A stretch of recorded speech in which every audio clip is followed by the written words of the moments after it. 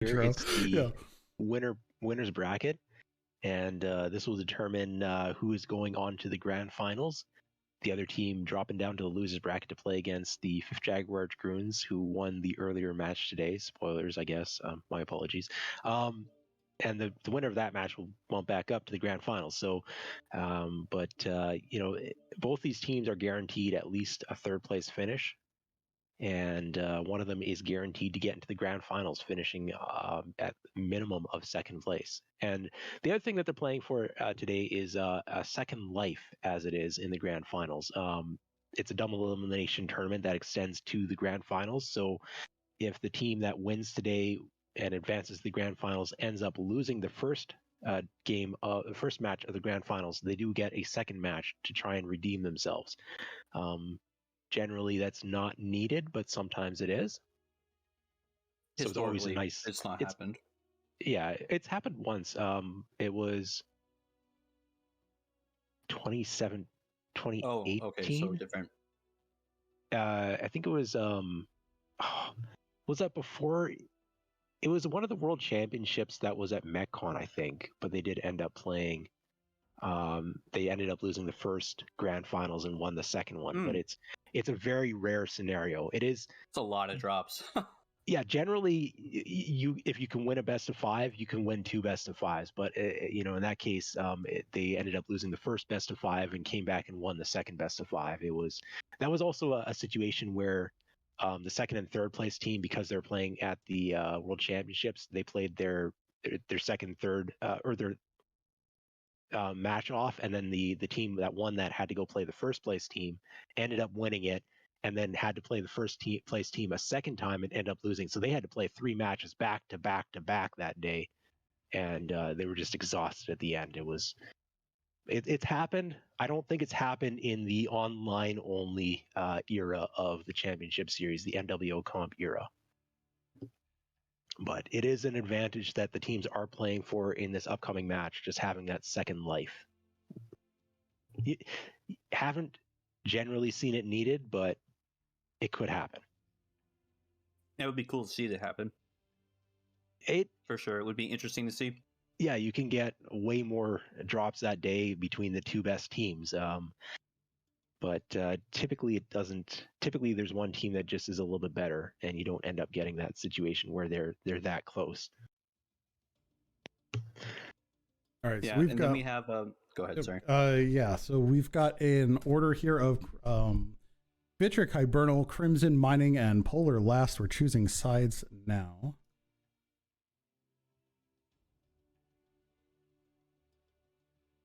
So they've already gone through, pick their maps while I was talking there. My apologies. Vitric Station first, Hibernal second. This is very similar to the previous one, except they're doing Crimson Strait as the third map, and then going to Mining Collective fourth, Polar Highlands fifth. So Crimson Strait, one of those maps that frequently gets picked a little bit lower in the rotation. Teams don't really. There's perhaps a team 1 or team 2 difference there, where teams don't want to have to give their opponents the opportunity to choose a team side. All right, so we're going to start off EQ Team 1 for Vitric and Team 2 for the rest of it. Which makes it kind of nice and easy. Just need to remember one lobby switch there. That's right. Do that. That being said, and, EQ Team 1. No server switches here. They're all going to be playing on the same server, so that helps out a little. All right, hang on. Got to swap the sides here real quick. I'm going to go ahead and pop up the map room here for Vitric Station. I don't know, if there's anything we want to discuss on that, or just drop deck composition even. Well, there's a couple things that both teams can do. This is kind of a match that both teams, if they've been sitting on strats the whole year, they probably would use it now, sort of a thing. So I would say earlier matches, you're probably going to kind of see the same cut and dry type strats because it's a safe way and you're not exposing like secret tech you developed or whatnot. So we could see new things on this map. It would be really interesting to see from both teams. I think that maybe this high spot that both teams can play and Pop-Tart from might be a spot that both teams play, which would be interesting because if so, those mechs might be trading with each other, and there might be a fight going on somewhere else. So it just kind of will just be interesting to see what happens and how each team plays. I don't really think this map is learnable per se.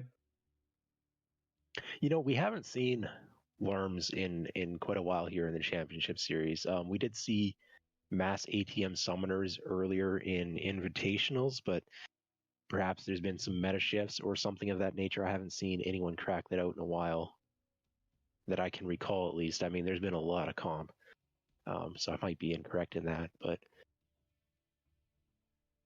I don't. Yeah, I just don't smell Worms out of these teams. It would be quite the occurrence, though. Worth many a Twitch clip, I would think.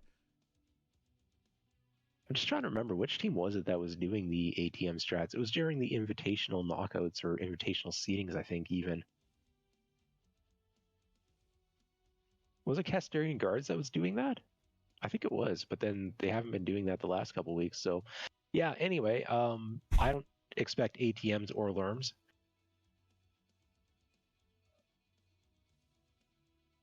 Django might be back. Are you back, Django? I am here. Hey, I just welcome, didn't want to Django. disturb the discussion. Hello. Thank you for having me. Hey, you're part of the discussion now. Yeah, Django's going to join us in the meta panel. Are they ready yet? No, they're still working. Not at all. Nope. I expect both these teams to basically use like their 5 minutes, so there might be some time between drops. Django, do you think that there's any shenanigans or any weirdness, or what are your thoughts on Vitric with both these teams playing Vitric? I think they're gonna try to out-compete each other. No, could you link it? I got you. I think they're gonna compete each other. They're gonna compete with each other on who can come up with like the weirdest long-range positions. I think both teams might use.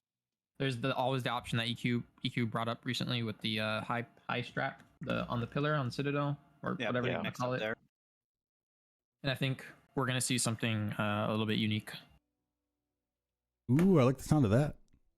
Yeah, there's definitely some interesting trade positions on this map on the outskirts on both sides that you can put traders on.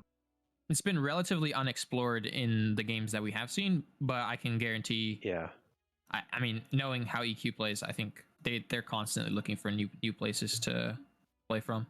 Where I've seen those side positions played so far in the top 12 would be when teams were facing against KDCM's teams. Then they were using side positions for receiving the expected brawl push, which inevitably happened. I believe it was both Casterian Guards and Mechanjars were using those side positions a little bit against KDCM, but outside of that, I haven't seen them used at all. It's a very exposed position for trading, so I don't know who's going to come into play here. So you're talking about expecting range trade out of both teams. Equilibrium, I think, has shown sometimes that they are willing to take the brawl push. You know, out of the two teams, if somebody were to go for that brawl push, are you thinking it'd be more Equilibrium or Abins that would be going for that? I don't really see Abins NSR. Like, are you thinking like NSR or like a push? Like catapults and that's NSR. You know, okay. The full push. Probably more or less out of EQ if that did happen. But you'd put a low chance on that occurring here. It could. Kind of I mean, 100%. See, the thing is, when I've seen Equilibrium do it, I'm not sure if it's because they're saving their other strats against a weaker opponent, or if they actually think that is a genuinely good thing that they want to be doing against top teams. Like, that's so far what we've seen Equilibrium is that for the most part, they've more or less outmatched their opponents in the two previous matches they've played. They've only played 2 matches coming into this, and you know, against Fifth Jaguar Dragoons, they were playing more of a standard style, but with only 2 matches on their reel here in the top 12, I'm a little bit uncertain as to what they're going to be doing still at this point. I haven't I guess you don't want to give up information you may have gained scrimming against Equilibrium, but I don't have a lot of tape on them outside of the invitational qualifiers, which were teams that they were generally a fair bit stronger than. Yeah, I don't. I mean, I think they could. There's no point in not pushing. They could definitely do it. So I mean, they've showed they can push. They pushed Maybe against 5 ABINS. JDX, so That was in the third drop against them, yeah. Yeah. They definitely have done this, so it's not like...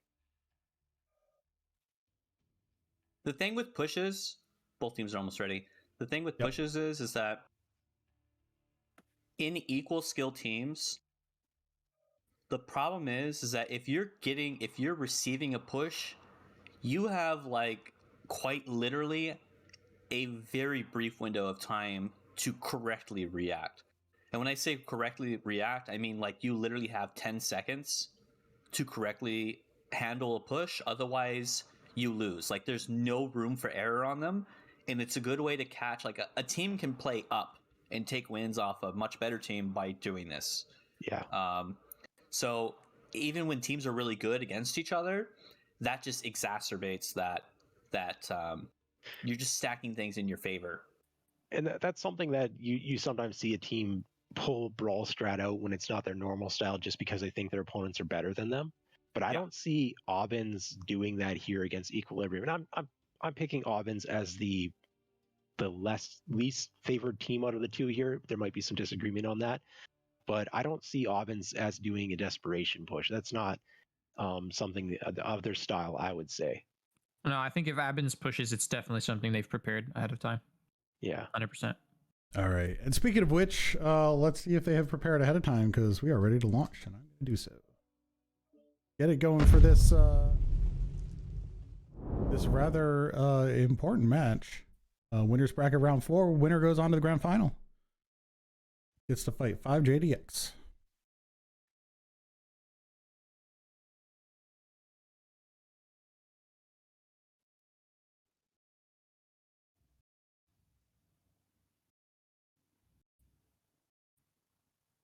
All right, just coming in here onto the Blue Star map.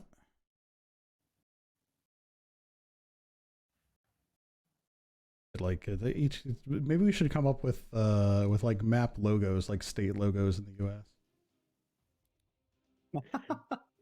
All right. Be a wild time. All right, I'm hanging out here on the ABINS side. We've got a Spider 5K with Salith there. With Crusader, Phoenix Hawks, Stalker. So this looks like just off the bat, without seeing any builds yet, this is looking a bit receivey tradey. Let's see, we've got Gauss and large lasers. We've got large pulse lasers and binaries on Chimera's Stalker. The Crusaders in here with large pulse. So yeah, this is looking like a kind of a receive deck.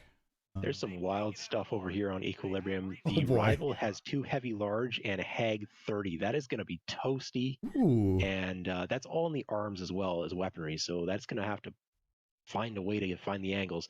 A lot of Hag, binary lasers on the Battlemaster. I would call this a mid-range drop deck for the most part. When the blue lasers are opening up here, Pain Glove down 7%. Probably the biggest hit that happened there. We got G-Ram poking out on the Chicken's Foot.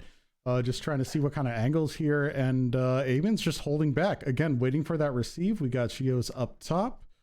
Yeah, as so EQ pushes the 2 front. on that. So it's not that Bloodass that we saw last week. Yeah, and we see EQ taking the ground here. Basalt down to 89% in that Sun Spider there that we're talking about, just eating a strike right now. CT is a little weak. We've got Stimrog and the rival up top.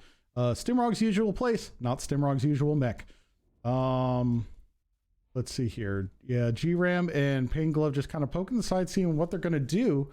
Let's take a look at the caps. Yeah, EQ is going to take the cap lead. And even though they're losing trades a little bit here to ABINS, so let's see how this turns out. Sun Spider's taken a fair bit of damage there on Equilibrium. Nothing open yet, 72%.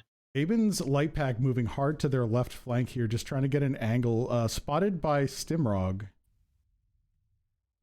who unleashed with some heavy large. And here's the response: Pain Glove, G-Ram, and Chicken Man off to the right. Yeah, this is an interesting mix-up. I feel like Chicken Man's usually in heavier mechs, Stimrog's usually in the lights. Basalt down into the reds at 64%. Probably lost an arm would be my guess. No, just open side torso. Almost ready to go. We've got a little bit of a light fight happening over here while the trades happen in the background. It's turned into a trade fight. Bonson's dropped here, took a lot of damage, but they're joining the wolf pack. Not unusual for a Void to do that. The Hellfire being relatively fast. And Bowser looking at poking the corner here in the Javelin and is doing so pretty successfully. Pain Glove, a couple of PPCs that way, but not too much. Bonson trying to find some angles here, coming up against Teos and Scout Derek. I think those lasers are from Derek. Yeah, that's 57%. Just about to click on that. Basalt coming around, being halved, but supporting this fight here, and not looking to get in the way of the traders. Ghosty and Nyan just looking to suppress Geos up there in that Huntsman. What is on that Huntsman? Huntsman was dual ER peeps. Dual ER peeps. Okay, so just rocking some peeps. All right, now we've got some took big damage. Got some right flank. Maybe legged. Yeah, Abin's movement on the right side here. Scout Derek's being left behind. Side torso is open on that Crusader. Yeah, might just be holding back because there's some coverage there while their lights try a different angle. I think they're going to try to pick Basalt here. Basalt being, I think, probably ready to go CT. Yeah, a couple hits on that, or one good one. Salith getting a look, but GRAM here in the Shadowcat is using that maneuverability to be pretty much everywhere, and that build to just trade and shoo people off like Salith we're seeing here, all in one. Chicken Man joining GRAM against Salith here. Teos coming to back him up. It's a 2v2 fight here. We'll try to get some of that trading in the background. Let's see how it turns out. Develops Bowser coming in, making a 3v2, but Pain Glove making it a 3v3.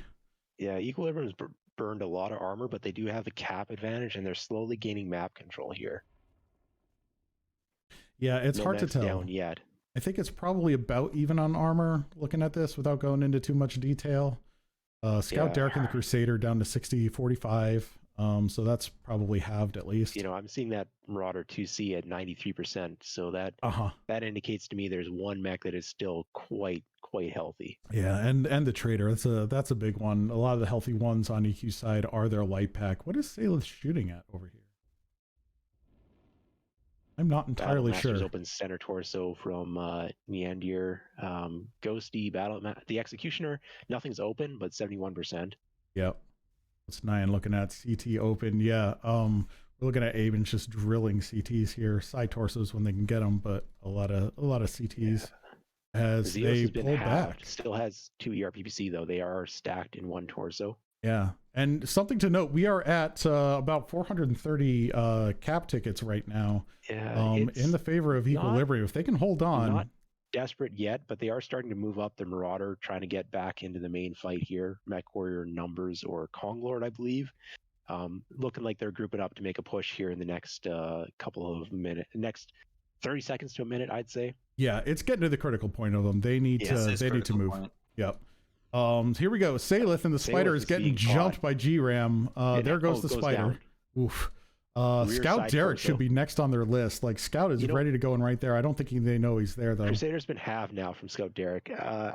Here's the push at the ramp though. This is the Marauder's still moving up, but the push is starting. Lizzie and that Mad Cat pushing up, getting smacked down. Basalt finally goes down after having been open for a long while. Ghosty, Nyan, also going down. And this is starting to tip the other way here. Yeah, Equilibrium's being forced down. Stimrog's still up top, maybe being ignored. Has a big alpha, could put into somebody's rear. Yeah, dumped it into mech. They're falling down. Number Stimrog goes down. So yeah, this is definitely kills, but we're getting up there on the caps. Ticking. And there we go. We're flipping Theta. That's gonna be the change here. Bonson going down. GRAM getting chased down here by Bowser.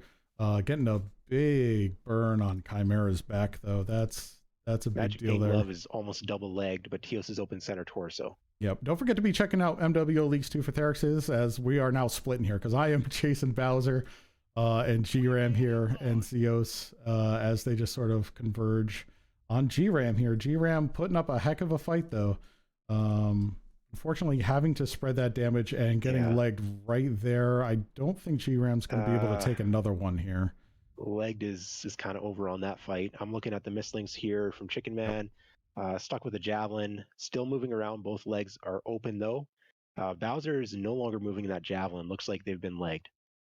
Yeah, and Zeos are 44%. Going to sit on the cap.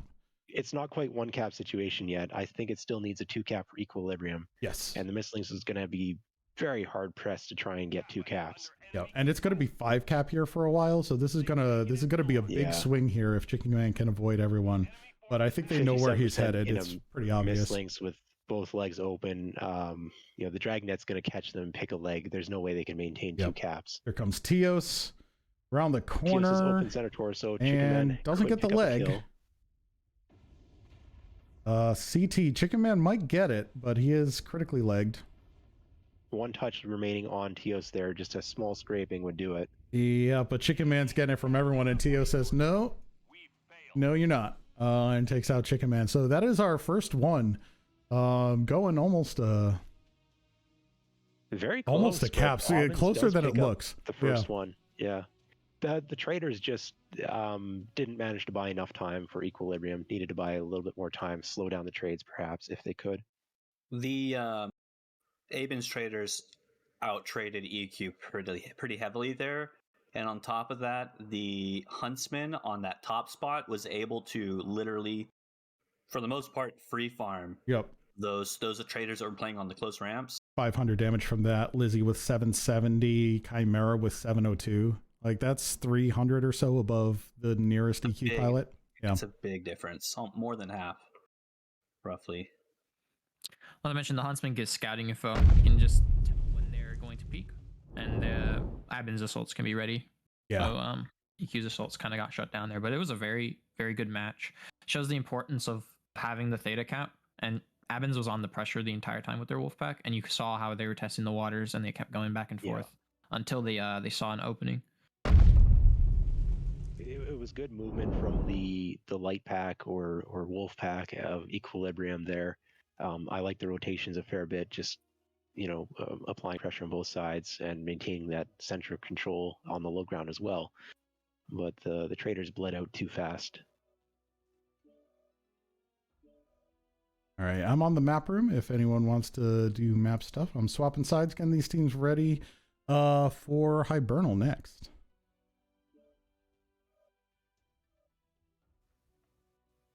Here, basically, they just had, Abins was basically set up with, their 3 traders.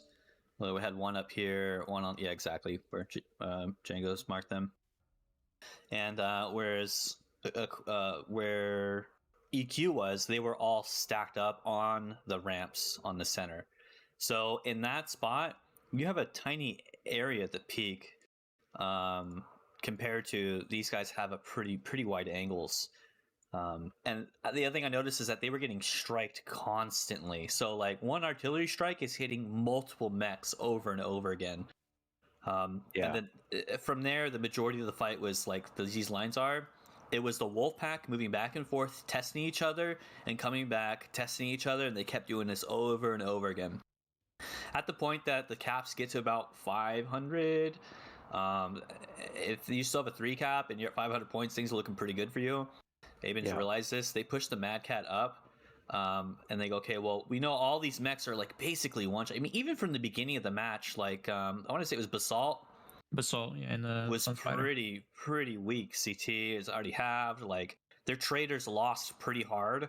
It was a matter of when they pushed over, they pretty much just cleaned them up. I think the finishing move actually, Celis was trying to get an opening here, and Celis really good at going in the spider that has quite a bit of range, and he goes on the sides. And when you have your assault stacked on the ramps like that, he's shooting for free.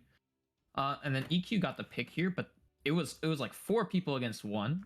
Abins had already been pushing up assaults, so Celis was actually trying to create an opening for his assaults to move over the ramp, and EQ couldn't react in time because their Wolfpack was all here, and I think majority of them don't have the JJs to get up. Because the Shadowcat could the Shadowcat make it up? The Shadowcat could, but the Phoenix Hawk can't. Some of their other Mistlings can. The Hellfire was playing low. The Mistlings went to go grab Epsi. Couldn't even. They decided to. Yeah, he just bounced. He just bounced and didn't even help with the fight at all. I wonder if that Mistlings, instead of having gone Epsi, had gone up to help with this fight, because the Abins mechs were pretty weak. If the Mistlings had stayed to fight, it's always a tough call to make. Yeah. I think Equilibrium kind of made the call to drop. They lost 2 mechs almost instantaneously on that ramp push, and then kind of started dropping. So, I don't Wonder know why if another Stim mech up dropped there would have though. helped. I Yeah, think that might have been that might have been accidental. a drop down as opposed to an intentional drop. I'm not sure if that was They weren't even planned. looking at him. Yeah, I was thinking they might get an opportunity for back shots. That's a very, very hot mech, though. I don't know what their heat situation was at the moment when they dropped down. Could have been a bit of an angles thing too, just trying to get around that to support his team. If you're talking about the later drop, also it seemed to be a little staying moving so you don't get, you know, a really easy shot on him. Is looked like he was struggling a little bit on those ledges a little bit. It's a rough spot to play because, especially with a bigger mech like a Vapor Eagle, Primal's tall, man. So even with the small mech up there, if you walk a little too far, the edge like sucks you off. You just like fall off. So yeah, we're getting to the. Actually, why don't we? Oh, there's Team 1 locking. Why don't we take a look at Hibernal next? Maybe talk about what we expect here. We can clear that out. Who has Team 1? Abins has the bottom side of the map. Yeah, Abins Team 1. Yeah, Abins is Team 1. I mean, I could see EQ just NSRing again. I could also see them playing back and playing trade and have another trade v trade match. What do you think, Chingo? I think EQ's capable of everything. You can never just guess what they're doing. You'll know as soon as the drop happens. Yeah, you'll pretty much know how the map should go just by looking at the mechs for the most part. Or if you see like missile pods or things like that. That's like one of EQ's main strengths is you don't really know exactly what they're going to do. And so it's impossible to prepare for everything. And if you try to prepare from everything, you're making more of a jack of all trades composition. Good at one thing. Yeah, and that can kind of go against you in some This matches. is a learnable map. Yes, it is. Yeah. I would be shocked, but it is possible. I want Abins to bring Lerms. I want them to be like, yo, we won the first match. Abins has brought Lerms. Bring out the Lerms. Every year, I think, in high-end matches, they brought Lerms at least once, I feel like. Yeah. Yes, although we have tradition to uphold, and I'm all for it. That was more grand final. No, they brought Lerms against us last year. Yeah, they did. Yeah. On Canyon, and Hibernal is the Canyon of this world. Yeah. Definitely in their wheelhouse. I would still be surprised, but it's a possibility.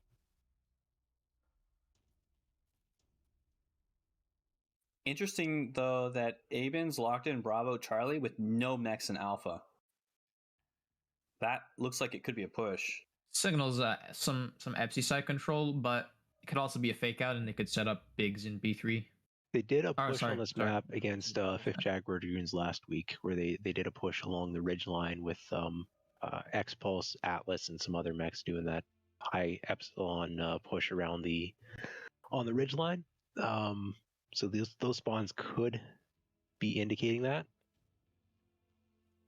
We'll see. All right, yeah, and we will see as both teams are ready. So we're going to go ahead and launch and get into it.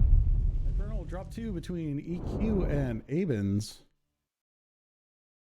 Just a quick note, Ghost was on the Bravo spawn, and I think Ghost is capable of playing the night gear. I think we've seen the night gear before, so could have spawned Bravo and might set up on the far wall. Yeah, on the wall. Something to maybe look out for. Huntsman. All right, let's see. I am over here with EQ as I move uncontrollably. All right, I'm looking at Snub Phoenix, a bit of that brawly Highlander, heavy peeps on the Crusader. Here's that Huntsman. Looks like just going to snag a Sigma point there with Ghosty, as we were just talking about. That's Hag 40 on that one. And then some of the bigger ones, we got ourselves a Spider, the ER peeps on the XE, Hag Void, all that kind of stuff. What do we got on on EQ side? Hags ER large on the Night Gear and the Marauder 2C, but they are running Gauss and LPL on the Mad Cat Mark II Death Strike, and the Crusader is a mid-range Vomit build. So looks to me like this is a kind of a standard mix of mid-range and long range. Yep. Bowser poking his head up, getting a little shot up, down to 95%. All spread damage, nothing major, but that's sort of our opening volley going on here. Stimrog and the Spider coming in, trying to sneak Theta, and I think is probably going to be... Nope, there we go. Gets a barrage from about 3 mechs. Looks to me like Aubins was scouting for that push. They might have been thinking the Brawl push was coming based off their initial movement. Now they're rotating toward Kappa. Yeah, both teams, interestingly, staying back. I think both teams looking for the receive on that. Here we're watching Stimrog trying to get the point. Might be about to give up on it or trying to sneak it, but Abins is keeping that locked down something hard. Got some fights over here with Shine Plasma and the Shadow Cat here. Working on Kappa. This is a 1 point to 1 point match so far, which is pretty surprising. But it's going to be Stimrog versus Geos and Bowser here. Maybe. A little bit of a Bowser pulling back, Shine Plasma saying nope. Both teams looking to take it, both teams holding back, bringing in more members though. They're rotating toward a Kappa fight.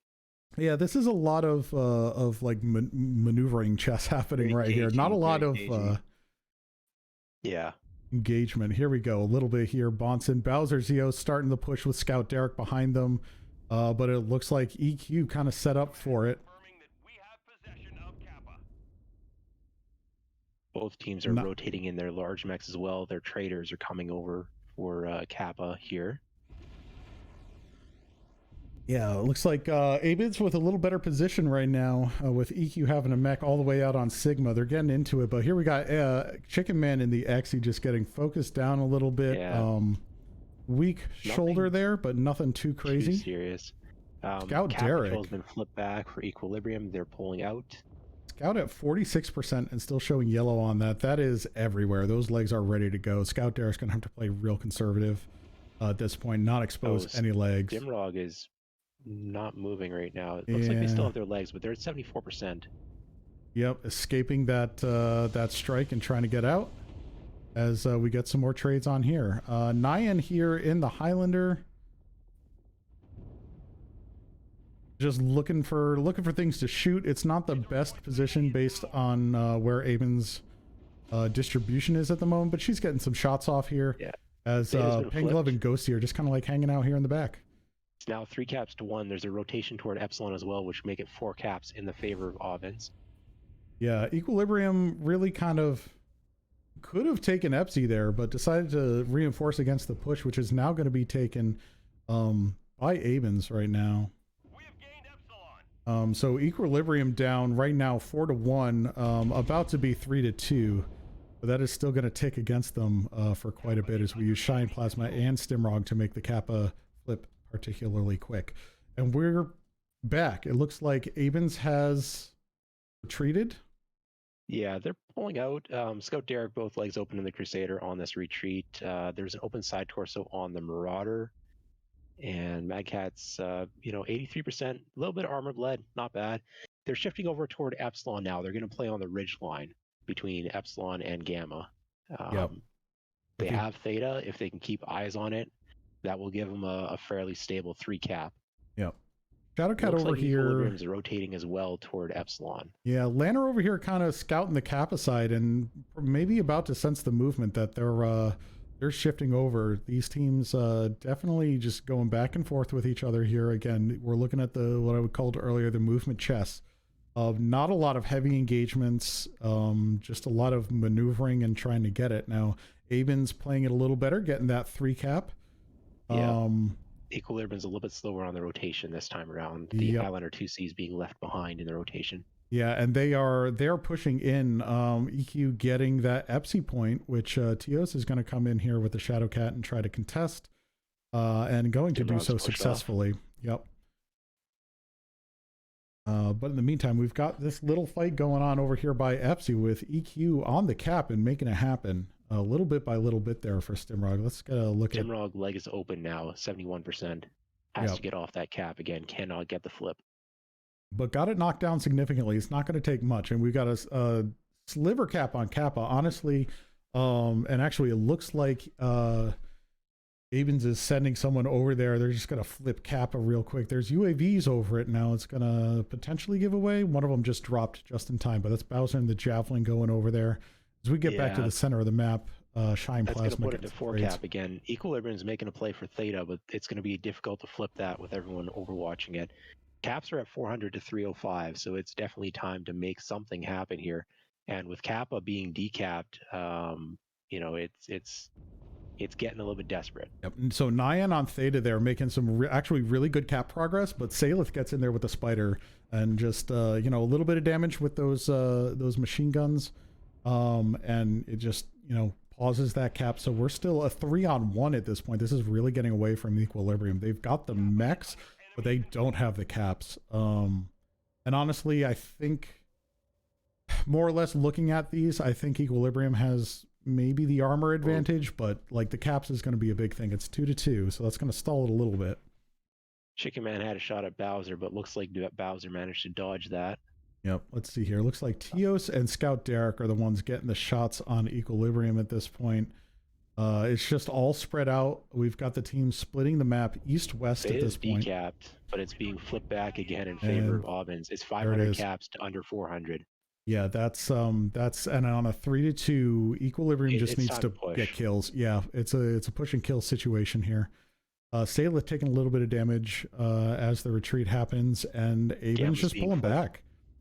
Abin's pulling back against the push. Push might be going over Theta, but all right, Gamma and Theta both being flipped. This will put it back to 4 caps in the favor of Equilibrium. Yep. Which so is they're needed. Still safe with the 4 cap situation here if they can hold that for any length of time. Yep. All right, let's take a look over here. Nyandir at 52%, hanging out with GRAM on the Theta point. Nyandir open CT. That is really ready to go and dangerous against a team like Abins, who is perfectly capable and maybe shows a CT preference here. Salith just kind of sneaking around, trying to do what he can. Zeus and the Black Lantern are trying to get some picks here, maybe pick off Nyan as GRAM pushes up in the Crusader against this line, which is just kind of folding into Sigma here. We might have a little fight over Sigma going on there, and Ghosty goes down in the Huntsman. GRAM's taking some damage running through the open, trying to get to that Epsilon cap, apply some pressure in a relevant portion of the map. It's 3 caps to 2 now as Sigma's been flipped. Yep, and there's a fight happening over here on Sigma. Salith goes down in that spider. Open center torso. Yep, Teos Bowser trying to hold off Shine and Bonson here with Scout Derek. They're taking Lizzie out over on the other end, and it looks like they are going to hold Sigma off as they push Bonson and Shine Plasma back. Shine Plasma down into, it looks like 28%, Teos at 47%. Dimrod's getting on Epsilon. Yeah, so much happening over here as Equilibrium makes their move. This Epsilon corner fight could determine the outcome of the match with how close the caps are right now. Yep. We got a Sigma fight. Oh, there goes Bonson. All right, so that is very much Abin's point there. Gonna shift on over here to the Epsilon cap as Stimrog starts to work on it. EQ with that 4 cap has really kind of caught up here. Chimera and Nyan are traded. Magic Paint Glove, both legs are open on the Phoenix Hawk, but they're on the hunt here. Nobody's paying attention to Konglord in the back in a halved Marauder. Yep. Pain Glove came around going after that, though. I'm going to try to shut that down. It is so close on caps right now. EQ had made their move and now has that 4 cap around, and it is now switched over. EQ in the lead. It is still 3-4. Caps are at 660 each. Yeah, but the cap is heavily in favor of Equilibrium. Yeah, and actually there it goes. Kappa and Theta are now being decapped. We got a fight over Theta. Let's go take a look at that. GRAM goes down to Bowser. And it looks like we got Teos and Zeos on Theta are going to flip it. I think this is it. I don't know if there's enough time. Bowser's splitting off to go straight for a cap, avoiding the fight here. Magic Pain Gloves in retreat. The longer they can just delay any movement toward cap here from their opponents, gets legged near the Epsilon cap. He just needs to hold that off. It looks like Zeos might be able to get it, but they're both sitting here. Yeah. Oh, it's no. This is going to go Equilibrium in the last seconds here. Yeah. Wow. Pretty close on caps there. Equilibrium they didn't group up and push like I thought they might need to do. They did find a way to find the caps with just some excellent rotations. All right, let's take a look at that damage there. That went on for a while. A bunch of 500s on Aben's side, and 600, 500, basically 500. Yeah, I mean, the damage here is more or less equal. Looking at Stimrog at that 87%, or not 87, 87 damage there is kind of really the outlier of the whole match, but everything else is more or less equal damage. It's just we came down to focus and timing on those caps. Swap over to some additional stats. Just want to say that this game is a work of art. Not even gonna lie. I think this is my favorite match so far of the entire tournament. It's very strategic in the movement from both teams. Yeah, this both is teams are big playing Braden what is here. more or less standard, which is you have your traders are trading, the wolf packs moving around. There's a lot of moving things at once, and it's less NSR type things. You know, it's a higher level of gameplay in my opinion, and it's way more enjoyable to watch. Like, this is a match I wish I had everyone's perspectives to watch. This is a match where like a single decision can impact the game, and everyone's micro and macro mattered this game. And if you like watch the match again and you simply look at the mini map, the entire match, I mean, it was beautiful. This match was like amazing. There's something to note here on the administrative end. There was a 2-game ban on one of the players on Aben's team, which is now over. That player can come back here in this match. And it was due to inappropriate decals, folks. So pay attention to your decals on these streams.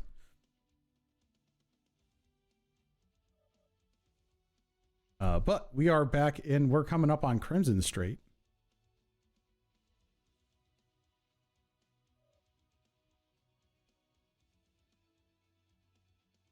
Yeah, I'm going to rotate over to map room there. So who has team 1? Abins? Yes. Abins took team 1. So Whose movement do you want to take, Bacon? EQ really likes this bottom side of the map because it's very defensive. It's very defensive. You can put a mech up here in this hill. You can have a trader here. You can have, traders here. You can have traders here. There's lots of spots. It's very defensive, and it's kind of like a natural concave as you come in. Yeah, you can see it on the map. Yeah. Yeah. I could see EQ playing standard, preparing for a push, and then pushing out once they see it's not a push. I could see Abins playing the same. I could see EQ pushing. I could see EQ. I had seen some mumblings that EQ is bragging about lerms on this map. I could see EQ bringing lerms or doing some weird mountain thing where you put lerm mech on top of some weird spot. Oh, lerms would be so weird on this map. There's so much cover. I'd be interested to see how they work. There is and there isn't. Depends on where you're at.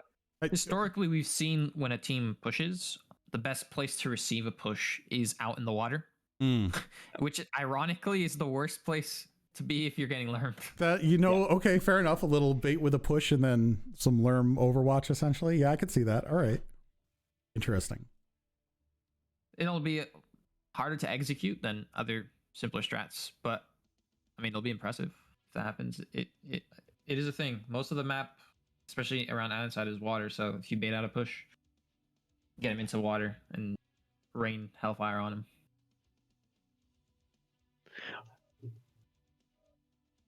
Last match was good though.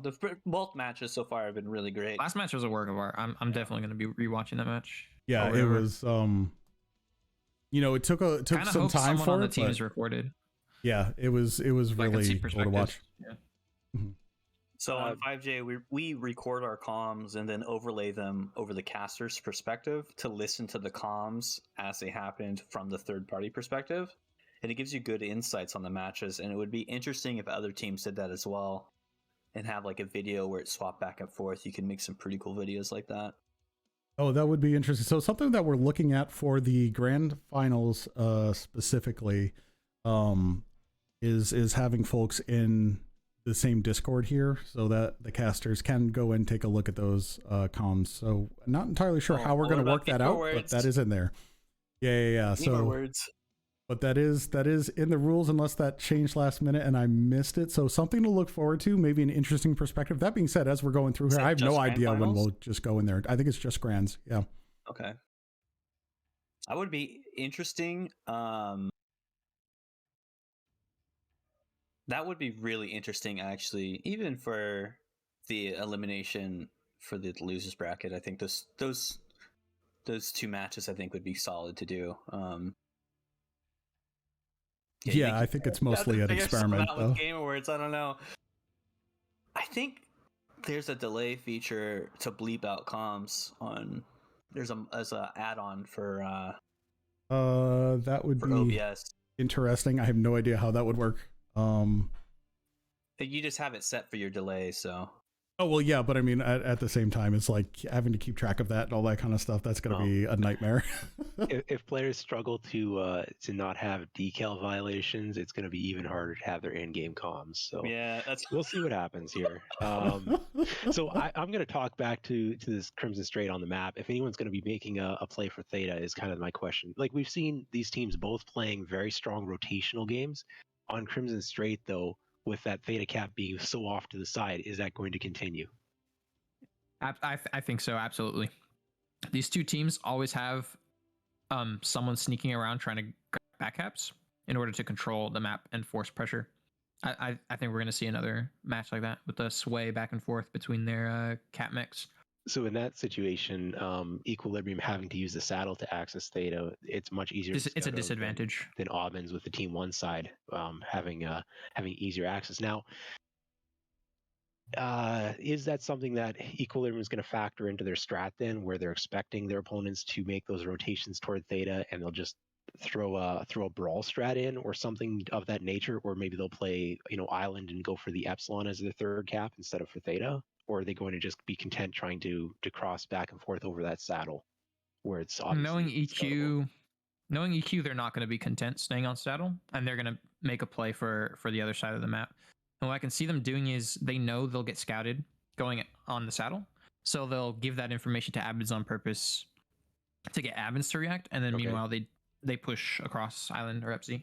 So like a bait like a wolf pack movement. Mechs, yep, and then exactly. And then just a push from Island or something of that nature.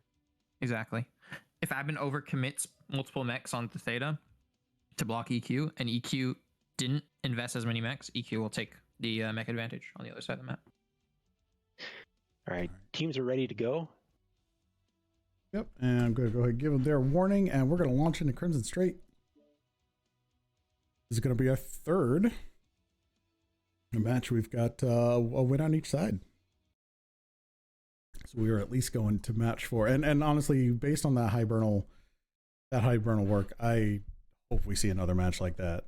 That was awesome. Maybe not the most action-packed from a shooting mechs point of view, but for like, it's just big brain all around on that one. Absolutely delightful to see.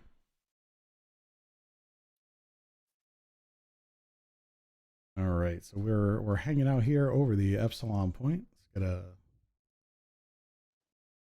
nice view of the map from this side of the cove. Man, there's boats way out of bounds on this map. Interesting. All right, so I am over here with Avens this time. Tios in the Shadowcat, Chimera in the Skull.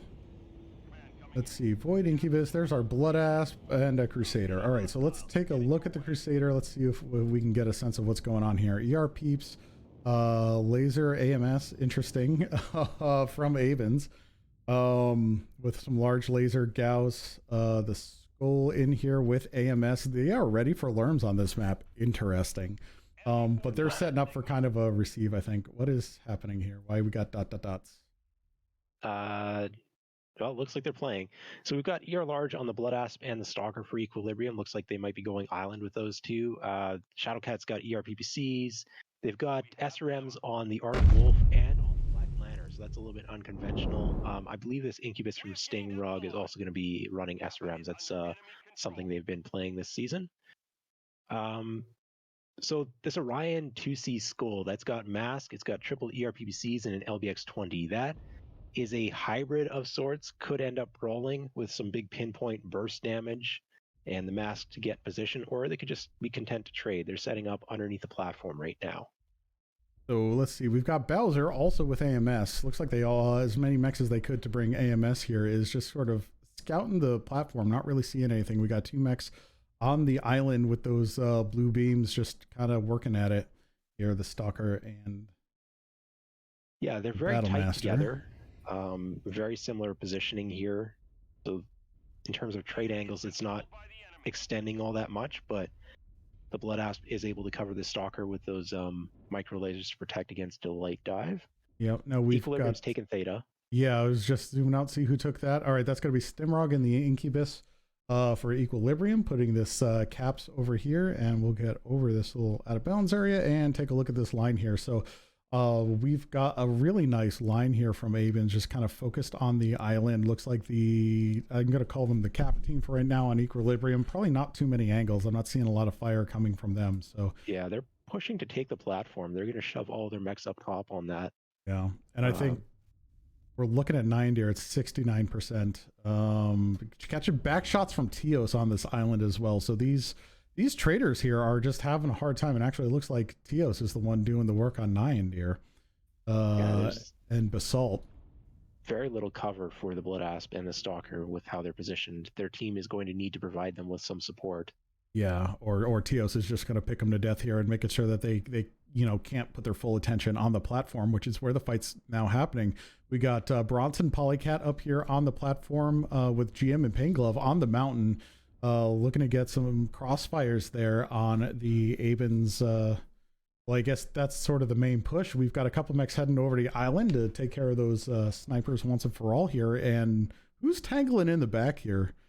Stimrog and the Incubus is just tangling with Bowser and Salith. Looks like got caught. Yep, legged and probably going down there momentarily. There it is. Bowser taking that out. Now they get to come and join the fight. G-Ram looking a little roughed up here at 58%. As Avins just starts to get aggressive.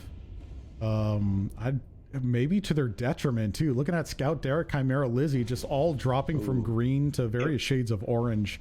You need some strikes in here. They're very stacked up from Aubins. Yep. If anyone had a strike, that'd be very good at this moment. Yeah, it seems to be timed with the engagement of the snipers on the island there, which you can see kind of in the background to this fight. And I don't think it worked out for them. They just took so many big hits from Equilibrium sort of line that they had here. Looks like Bowser's getting caught out on the bottom there. Yeah, there goes Bowser down. Nyan there goes down. Halved. Yep, Basalt's going to be going down there. The Marauder from Kong Lord is also halved, and Teos has taken a fair bit of damage. Side torso open on that Shadow Cat. Yep, there goes Basalt, but I mean, at the same time, that's the damage not coming in on your main fight, which is going particularly well. Salith and Zeos, though, going down, making this a relatively even game. EQ with the armor advantage here as they start to pull this back a bit. 370 to 260 right now, ticking in favor currently for Equilibrium, although Sigma's being flipped in the back right now. G-Ram's Shadowcat's been lagged. They're being left behind by their team, probably leaving them for dead right now. Although for significant amounts of damage, knowing G-Ram as well. G-Ram will make them pay for it. They managed to get over the saddle, though. Yep. And who's out there? Scout Derek going down in that Crusader. Let's see, what do we got here? Chicken Man's still hanging out here. Yeah. Yep. So they pick up a kill, actually. This is they're both legged, but that is a big stack to try and contend with. You wouldn't want to peek into that. Lizzie, 33% making a move toward it. Open side torso, open center torso as well, and halved. So starting to back up instead of going for that fight. Yeah, we got Chimera over here looking to move to maybe secure Epsi, cut someone off, and there is someone there. Polycat, I don't know if they see each other yet. It'll be interesting. Yeah, this is probably the fight that matters. I think this might come down to caps in the end. Yeah, there's quite some time from that, but there just isn't much mobility left for Equilibrium in this regard, where their two mechs are pinned underneath the platform. Lizzie's effectively pinned underneath the platform as well. Yeah, Polycat is their mover, and they are onto each other here. Not making a move for Epsi, so that's going to be problematic for Equilibrium. They need that cap here. All right, looks like Lizzie is starting to engage Chimera, and Polycat's going to move in here. Chimera, how you looking here? Open Chimera's CT. open center Yeah. torso. So that's probably 2 shots from Polycat. Yeah, with One the shot hits center SRMs. torso. Yep. And Chimera backs around where maybe there's some Overwatch, but the Overwatch is otherwise engaged. Polycat choosing not to engage. GRAM going down in the Shadowcat, making this a 4v4 again. Lizzie laying into Polycat there. As Bonson and Painglove also joined the fight. Lizzie's going to drop here as Chimera kind of gets away. Bonson's looking slow now, has been legged in that Hellfire. Yeah. But there's still legs on the Arctic Wolf and on the Black Lantern. So it is 4 caps to 1, and the caps are at 500 apiece. So it's definitely getting desperate here. Yep, so Polycat and Painglove got to start moving towards Epsi. Chimera still there to work with them. Bowser still hanging out on the Gamma, gonna flip that one. The caps Chicken are so Man's going close. for caps. Yeah, they need those caps at Needs this to point. keep moving. It's Gonna a take leg to Ryan, but they need to go for the cap point. Oh yeah, Mech Warrior and Chimera here. I'm gonna keep an eye on them. They're sort of trading here, trying to hold on to that Epsi cap. They are. It's tough going for them, but they don't have anybody else that's shooting at them other than Painglove there. So I think Epsi will flip here in a minute. They take care of Chimera. Leg is open. Yeah. But the caps are now being flipped. Arctic Wolf is open red leg as well. So it's too close to call for me at this point. Yeah, Mech Warrior is holding on to Epsi though without any real contestation. I'm not seeing any fire coming back. Looks like MPG is looking to hold the point and get the point, avoid the damage rather than just getting rid of Mech Warrior. I don't know if he has a read on it, but actually Mech Warrior is pretty fresh. All right, Polycat moving in with the Black Lantern to deal with that. So I think MPG gonna flip Epsilon. We've got some Kappa action here happening too. Tio's holding off Chicken Man here. Tio's is open side torso, playing very, very cautious. Chicken Man's leg, though, and at such a low percentage, they probably would go down pretty fast if pushed. Yep, there goes Mech Warrior. Painglove getting that, so 700 cap points in favor of I might have miscalled that one. Interesting. But yeah, we're looking at I think it's going to go Abins on Sigma. They've got enough. Nobody can go for Sigma, and nobody's on Epsilon. That's the issue right now. They've been able to flip Epsilon. They're still just they might have gotten legged out there in the water there. Yeah. Chicken Man taking it, but this is one is going to be enough. I think. Yep. I need decaps. Yeah. There goes Chicken Man. There's no one in position. And legged, moving off to Sigma to try to decap that. Well, yeah, it's got to be on the decaps. There it is.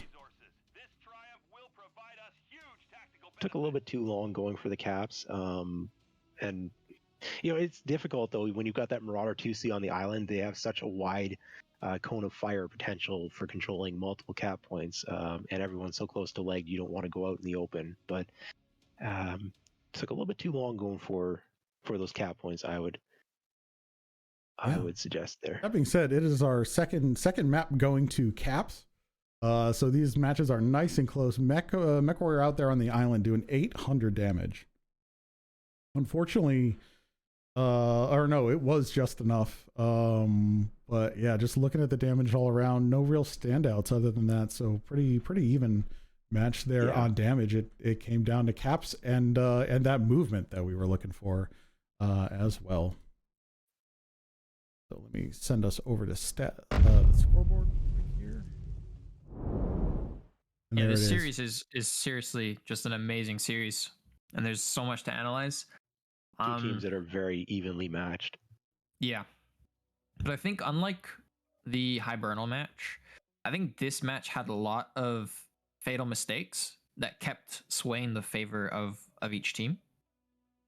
I think it started like with Stimrod getting picked. Like imagine having a fresh Incubus or Incubus that's still able to cap. Yeah.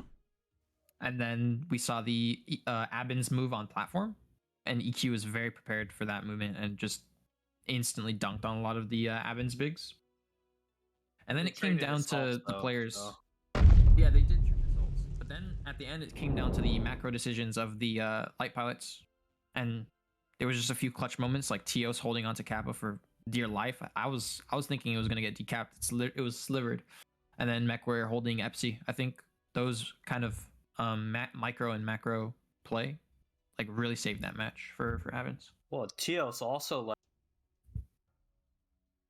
Teos was up here on Echo 3 really pressuring these assaults, so they had to like go from looking here to looking here to looking here to that looking was an here. excellent move. That was literally the perfect skirmishing type of move. I think MechWarrior also got up there with Teos Yes, in the Marauder. He was they over regrouped here. at some point. That's when they started to make those kills, but Teos was just harassing the hell out of them for the first like 5 minutes or more. Yes, I'm surprised they that's didn't perfect. send one of them to go deal with him. He was just getting free back shots.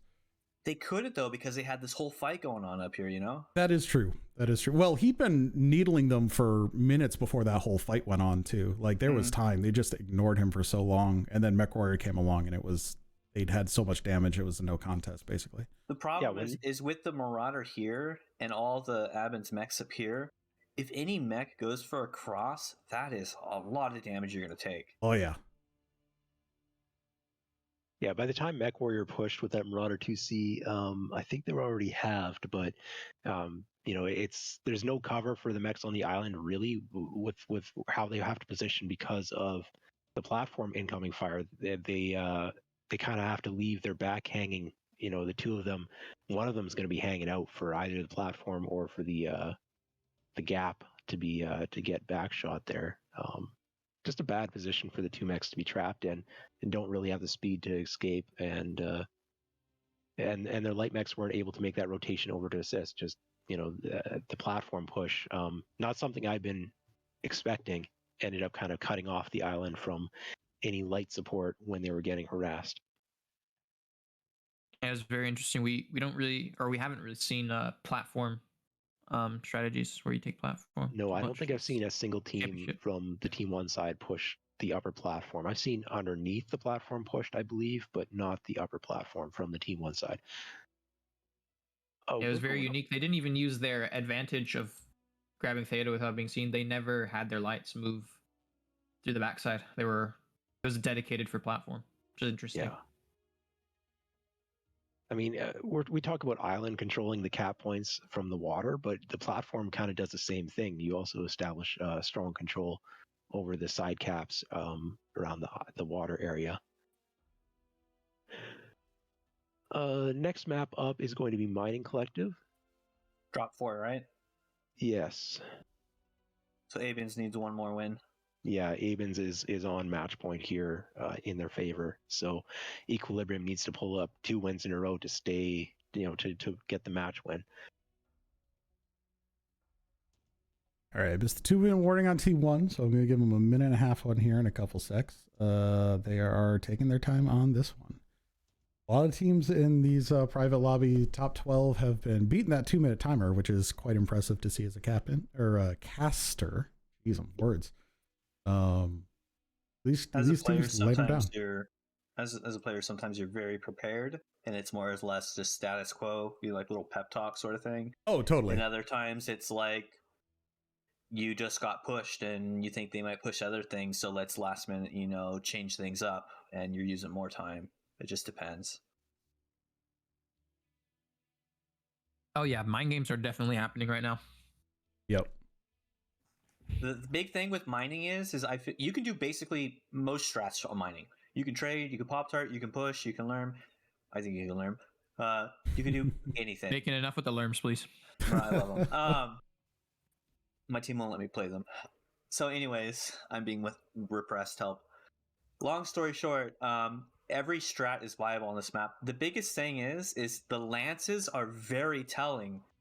As a team captain, you're looking at Abins. They said they're locked. They have 2 in Alpha, 2 in Charlie, and 4 in Bravo. That is, I feel abnormal to have 4 mechs in Bravo.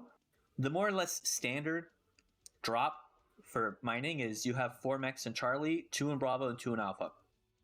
And that's kind of like your standard-ish play. So having 4 in Bravo means that they want to be heavy on the buttons, that top left side, the Delta 3 area. They're going to be heavier there. So just gauging off that might be a push across here. That might be, maybe it's a juke out, and they have traders they're going to put here, and their lights going to run around. It might be a mind game. But if I'm GRAM and I'm seeing 4 mechs up top and it's Lizzie, Mechwar and Chimera, 3 assault players. That's all their assault players on top. Like that's something you can't just ignore. So I would be thinking like, okay, what are they doing with those assaults up there? What's going on? Maybe do I need to change something? Do we need to change our lances? You know, because you get a little insight as Team 2 compared to Team 1 in the higher level players matches. So yeah, there's a couple things. If you go for trading on cakes, I guess you could put 2 mechs up there. 3's really crowded, but maybe you could put a 3rd trader, out on the Charlie 4 corner perhaps. But it could also just be a push, as there is the room over here. The gap does align for a push over across from Bravo into Bravo. But if you see that push coming in the lobby, you can just not put mechs in Bravo. That's an option that Team 2 has. EQ has very much the standard drop right now. So they have 1 trader in Bravo. So they're going to put 1 trader here. Polycat's going to be in a light mech. She's going to get Sigma and then scout this area. Alpha's going to have Neon. Historically, EQ has always put Neon right here in this spot. So I would expect to see literally the normal strat. You're going to have Neon right here in like a Marauder or a Direwolf. You're going to have Basalt up here in the black and probably like a Rifleman or something. And Chicken Man's going to be up here on this, and it's going to be Wolfpack rotating around. And they're going to be really keen on what is going on up here. So I would expect to see maybe a Charlie Light go straight this way just to see what's going on. But essentially, just by looking at lances and players and how they play, I would pretty much predict that's what we're going to see. All right, well, let's see if those predictions are going to come true. I'm going to go ahead and launch these teams. They are newly ready to go as we move into Drop 4. Mining Collective, this could, if ABINS pulls out a win, this is it for the series. But if EQ pulls out a win, let's go match 5. And I want another match 5 with these two teams. It's so they're so good to watch. Yeah, good showing for both teams. Looking forward to this match.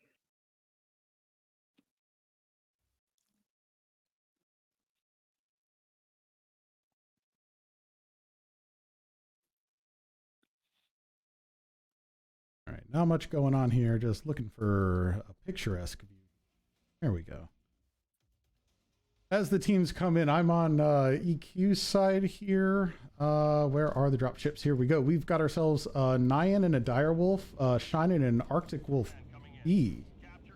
I want to see too often with some SRMs and heavy larges. Basalt in that Rifleman looks suspiciously painted black. Can't imagine why. Bonson in the Crusader with 1 binary and a bunch of close range weapons. So it looks like might be seeing some aggression eventually maybe here from EQ, but a bit mid-range if I would say anything. GRAM definitely taking a more. Nyan is so they're playing the way back actually. All right, so over on Aubins, we've got Hags and Ear Large on the Direwolf, the Madcat Mark II, and the Night Gear. And then Hunchback 2CA is Quad Ear Large. So this is not a push deck. Heavy PPCs on the Crusader, Snubnose PPCs on the Phoenix Hawk, and then, rounding out with a Mistlings and a Spider. Spider's large X-Pulse with light machine gun. So could be a very annoying side flanker, but I'm not seeing a push deck. Yep. All right, Nyan's starting to move up here from that initial trade spot, and now she's going to that spot right where you put her. So just a little bit of delayed development there.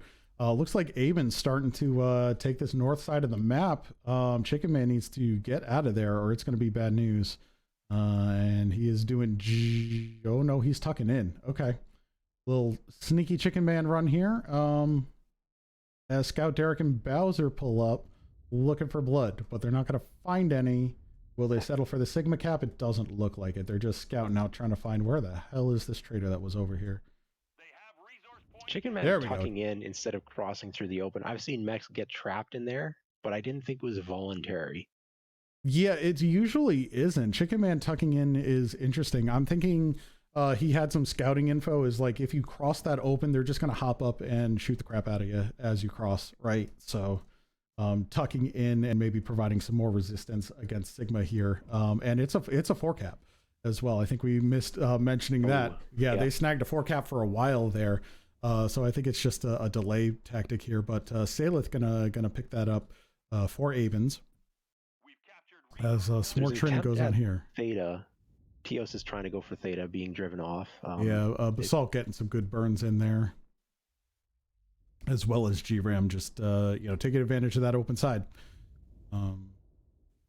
So 3 cap to 2 at the moment, but the tickets are also 120 in the favor of Equilibrium. Actually, speaking of tickets, I know there's a big fight going on there, but I think we're noticing the same. Stigrog in that fire, or that spider, is going to go up against Mech in the Dire Wolf. He's smart. He'll just cap it. Yeah. I think it's just a back cap attempt. But Chicken Man did attempt to come back up, got driven back down. The Hunchback 2CA from Zeos is trying to take top control, but it's not a mech that's going to do very well up close combat with Shadowcat and the Executioner. Yeah, it looks if like that situation develops. Stim is sneaking in there, unseen, but did not commit, so we're holding off. Oh, never mind. We've got the rest of Avins coming back, I think, maybe looking for him. An interesting shift, but we're going to poke the side. Polycat here in the Viper. Little on her lonesome here, but certainly enough mobility to get away. Zeos is now attempting to run, has very little team support, but I don't know if, GRAM's now firing on them. Yep. Not sure if they're going to pursue. Polycat pulling out. Stimrock's been out of the fight for a while, just kind of tucked into that corner. Not sure. I would love to hear what that communication is going on with Stimrock and what, because it seems like his business is caps, but he's just kind of like sitting there. Yeah, Zeos is pinned at a cap point with very little team support, but nobody's got the information to go aggressive on them at the moment. Yeah, and then Polycat just kind of holding here. Looks like Scout Derek's gonna work on Gamma here, so that's gonna flip it over to a 3 cap on the Aben side. I'm not sure. I'm still looking at Stimrock out there in the distance and wondering what's going on there. Why hasn't he made a move to pull that Direwolf off a trading point as well, even just to harass? I think it would be a mistake to engage at this point. They're being very patient, which is a difficult thing for me to do personally, but I think it is the correct move at this time, just to play it patient. They are running caps in their favor, and as soon as Aubins makes a move, they can go for the back cap. Yeah, now we've got Nyan and Polycat here against Bowser. Shine Plasma getting some shots in, so Bowser looking to get a cheeky Epsilon cap there. It's just so heavily in Equilibrium caps. Check right Stimrock. now. He's been found. Check Stimrock. Yep. Moving to Stimrock. Zeos is getting picked here as well. GRAM's gonna clean them up, I imagine. There goes Zeos. There's Stimrog with Mech and Kalith here. Yep, made his move, got the cap, decapped it, and is running for his life here, pulling Mech Warrior off. Salith also off. Zeos goes down there as well in the background, but looks like Stimrog is going to get away here. Salith's going to give chase, but I don't think it's going to be quite enough. Yeah. Mech Warrior getting some shots from Basalt all the way across the map, so probably like a quarter point of damage here. Now, on the other hand, we've got Chimera here, and just got here for GRAM. It's jumping Chimera there, looks like not quite stuck in there, but definitely went down very quick. 300 now, and it's going back to 4 cap in the favor of Equilibrium. That is big trouble here for Aubins. They're down 2 mechs and they need to make something happen. Yeah, like the patience play is good, but they've been needing to make some moves here. Yeah, they're doing well on percentages, but they need those caps. Oh yeah, and with a 4-to-1 cap, they don't have that much time. Yeah, Teos going down here. Scout Derek trying to back him up a little bit, but Salith did get Stimrog in the end. Actually, gave chase and got him. Chicken Man trying to lay some fire into Scout Derek. GRAM taking the kill there. Bonson getting Teo, so that's another couple down on Aben's side as they start to make moves that they have to. Yeah. It's kind of clean up here at this phase for Equilibrium, how many kills they want to pick up. Yep. Before they win on caps. GRAM coming around against Lizzie here, catching a faceful from Mech Numbers. Direwolf there is going to get Lizzie, or rather Bonson is, with that 2 on, and they're going to have to move on to Mech Warrior. I think, I'm not entirely sure what the play is here. It's just kills at this point, because there's no way they're coming back from a 4. Like the kills aren't going to get them anything other than mitigating the Chicken score a Man, bit. 50%, center torso open. Yep. G-Ram's critically wounded, but still trying to push forward. Yeah, I think Caliph has a good option here on Chicken Man. And ran out of time. There it is. All right, so that one goes to EQ. Really, we're going to drop 5. We are. Like, this is. I mean, this one was close as well. The kills don't look that close, but the percentages, the movement, this is a very close drop. These teams are evenly matched, and we have got winner takes all best of 1 coming up here. Yep. Just a really commanding win there by EQ. You know, map control wise, I'd call it commanding, but percentages were very, very close. They were, but I think at some point it became about that map control, right? Like, yes, the last 2 minutes were basically cleanup. This entire series has been about map control, just continuously. All right, taking a look at some of these bigger because the skill level is so high. So absolutely, everyone's good at their micro, and the macro is what matters. Yep. A massive problem that Abins kind of had that whole match was I feel like they didn't really have a lot of angles, and they just couldn't. They struggled to get really any map control, whereas like they basically just had like this little bit of the map. They didn't have a ton of the map, whereas EQ just had the rest of the map to freely move around, to get angles. They had Theta, they had Epsi, they had Gamma. They were trading and skirmishing on Sigma. EQ played their strat very cleanly, and they show why they like Team 2 so much. Because their mech positions have been so perfect to deny the Theta caps through the walls, and I think Nyan was here in a dire wolf. So that is already a kind of a big advantage, and they're really used to playing this style. And then they had the two they had 2 tits mechs, light mechs that were controlling Gamma and Epsi.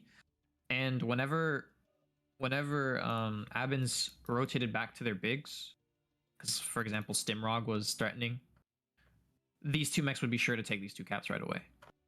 So it was planned, and I think Stimrog played that very patiently and very well. I know there was a bit of like discussion of what he was thinking.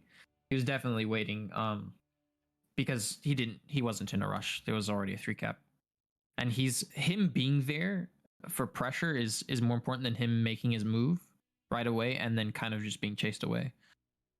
Yeah, but my thought is he's not really applying pressure if they don't. Is he applying pressure if they don't know he's there? That was my confusion, because he wasn't necessarily making himself known to apply that pressure. He was just kind of hanging out. That's what had me scratching my head. That was him waiting for the Kappa. Yep. He got Kappa and then distracted 2 or 3 mechs that were chasing him around, and I don't think did he even die at the end? No, he did. Yes, he did. Oh, he did. He got caught by Sailors. So long for them to kill him, and when they were chasing him, I thought he was dead for sure. They should have formed a box around him. Yeah, they collapsed in. Like I would probably say that was very well played. I don't think there's anything bad about that. That was I don't want to say perfect, but that was exceptional play. It was a clean match by of knowing when to not. Like, yes, you don't have to, right? Like that was fine. He came up, he saw it, and he thought about it. He's like, well, yeah, 2 or 3 times. Yeah, totally. Right, and he's waiting for the moment. And I think maybe he got close enough to possibly test to see if Seismic was there. Do I get noticed? Okay, I'm a little close, I'm moving, I didn't get noticed. And then at one point, he went in for the cap and just went for it, and then ran. And I think it's out enough discourse that allowed them to just have Abins running back and forth. And with having the superior map control that EQ had, they just were able to run him around. The pressure from Stimrog with all the mechs pulling back from Charlie 5 into Delta 4, it left Zeos abandoned in Charlie 5. It took a long time for Zeos to get picked, but they were pinned for a while, but they still had team support preventing the dive. And once the Stimrog pulled a couple mechs back, they no longer had anything protecting Zeos from getting dove. I just wonder how that match would have been if Abins had some sort of Pop-Tart or Trader down here. Just something to skirmish or deny this bottom area, because they just, at the start of the match, essentially just gave the entire map at the start. Yeah. Even just to control Gamma, as the 4 cap came into play a couple of times this last drop. we're going on to Polar Highlands. Do we want to discuss that one at all? Ooh, I think the last EQ versus Abins match on Polar was quite interesting. We saw like an XPL push, right? By EQ. EQ has done like bomb pushes, XPL pushes on this map. I think people might have redeemed enough channel point redeems to get a cataphract. I don't know. Like, is that what it takes? Yes. Oh, okay. Well, don't know. I'm just memeing, but like, this is a map that you can also do pretty much anything. You can NSR, like these trenches are deep enough and are hard to scout that you can really sneak mechs around. Like a well-placed ECM Black Lantern taking its time and going through the trenches can get behind your team and you won't see it until it's shooting you. A spider can do the same thing. If I was EQ, I might say, let's not play standard and let's take a risk. If I was in EQ's position, my mindset would be, this is close. These matches, we've been playing standard every match. They're playing standard every match, and it's too close for comfort. Maybe we pull out a wild card and try something different. They could both play standard and play it safe, but it's going to be close. I'm going to mention that most of these drops have been coming down to caps, and now we are on the big map with the caps widely spread out. So, if teams just continue to play this rotational game the way they've been doing, this one's going to come down to caps as well. It'd be ironic if this is the map where it ends in like 2 minutes to a brawl rush. That's kind of what I'm getting at. Is if they decide not to play that rotational cap game on the big map and they just go for a brawl push, that could be an adjustment based off of what they've been seeing, just to play something quicker, faster paced, and brawl up, just smash. And either team could do that. Honestly, I don't know if there's a because I mean, imagine what both teams are thinking. Like, oh my gosh, it's 2-2. This style, if we play the style again, it's a coin toss. So both teams might be thinking, let's do something different. The lances don't really matter too much on this map. I mean, it's negligible, but it's not like, oh my gosh, they're stacking Bravo on mining. Something's happening with all the traders, You can just get a sense of where the optimal paths are for the most part.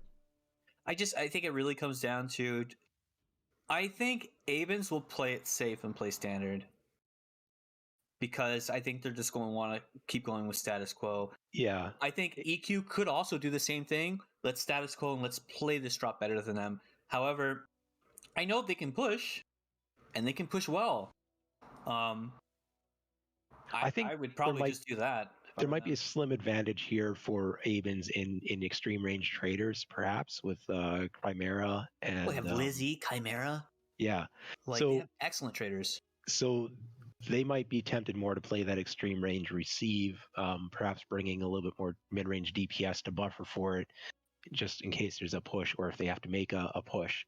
I don't see them switching to Brawl Rush with those pilots on their stack. And that's nothing poorly said about EQ's traders. EQ has good traders, but they are very, very new compared to Abins traders. I mean, Abins traders are people playing this game for a very long time. Yeah. I mean, maybe taking a little break for some of them, coming back after a few years of lower activity, but we're ready to go. Yeah, absolutely. So get these folks on the field for the final match of today, the final drop of the day, the final drop of this match, and the decider between Equilibrium and Avens, who moves on. Now, that isn't to say that we might not see a rematch between these two teams. It's entirely possible, and I would love to see it again. But we are moving on. We're gonna decide some things right now. One of these teams making it directly into the grand final, dropping down to the losers bracket final, with a chance to play back up into the grand final. So, yeah, definitely a lot at stake here for both teams. Yeah, this has been an incredible series. I think you should analyze every team should analyze this series very, very deeply, because this is standard play, like, to a T. All right, I'm over here with Equilibrium this time. We're looking at Supernova. We got ourselves a Viper. This is a Platinum Supernova. These details don't matter. Let's see here. ER large on that. ER large. Void is H Gauss and medium. Mix of stuff on the Viper. Yeah, so we've got some, for the most part, pretty tradey stuff. Let me just check one more mech here. Yeah, so we're pretty long range trade with a little bit of receive capability from Equilibrium. What do we got on the other side? Mass ER large laser. They are all ER large, and the interesting thing is that they've brought AMS on a couple of mechs.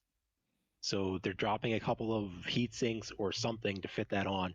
Spider's a single large X Pulse. Shadowcat's triple ER large. Timberwolf quad ER large.